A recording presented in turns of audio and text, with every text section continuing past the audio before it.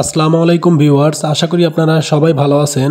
তো আজকের ভিডিওতে আমি আপনাদেরকে দেখাবো আপনারা আপনাদের হাতে থাকা ফোন যখন ইউজ করেন দেখা যায় যে অনেক সময় আপনাদের ফোন কিন্তু অনেক স্লো হয়ে যায়।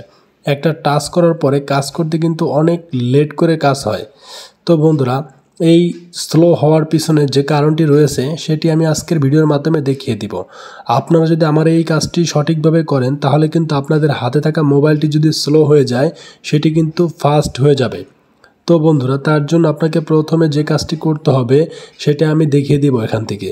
আপনারা যদি আমার চ্যানেলে নতুন দর্শক হয়ে থাকেন অবশ্যই চ্যানেলটিকে সাবস্ক্রাইব করবেন এবং পাশে থাকা বেল আইকনটি অল সিলেক্ট করে দিবেন।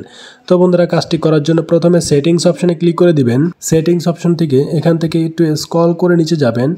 যাওয়ার পরে দেখতে পারবেন এখানে অ্যাবাউট নামের একটি অপশন পেয়ে যাবেন। আপনারা যে কোনো ফোনের কিন্তু অ্যাবাউট ডিভাইস অপশনটি পেয়ে যাবেন। সেই অপশনটিতে একটা টাচ করে দিবেন। টাচ করে দেওয়ার পর এখানে আপনাকে যে কাজটি করতে হবে দেখতে পারবেন এখানে কিন্তু আবার অনেকগুলো অপশন চলে আসবে। এখানে দেখতে পারবেন যে র্যাম নামের একটি অপশন রয়েছে। তো এই র্যাম অপশনটিতে আমি আপনি ক্লিক করে দিব। তো আপনারাও কিন্তু এই র্যাম অপশনটিতে ক্লিক করে দেবেন। ক্লিক করে দেওয়ার পরে দেখতে পারতেছেন এখানে কিন্তু আমার র্যামটি 4GB করা আছে। এখানে আমি 8GB করে দিব। তাহলে কি হবে, আপনার ফোনটি যদি স্লো কাজ করে থাকে অবশ্যই তারপর থেকে আপনার ফোনটি ফাস্ট কাজ করা শুরু করে দিবে।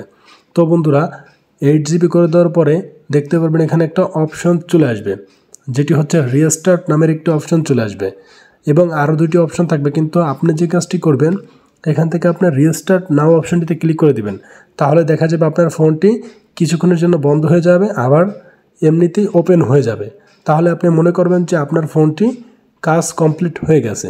তো এই ছিল আজকের ভিডিওটি যদি ভালো লাগে তাহলে কিন্তু আপনারা বুঝতে পারবেন যে কিভাবে এই স্পিড আপ করতে হয় ফোনের। তো যারা এখন আমার চ্যানেলটি সাবস্ক্রাইব করেননি অবশ্যই চ্যানেলটি সাবস্ক্রাইব করবেন। ধন্যবাদ আপনাদের সবাইকে।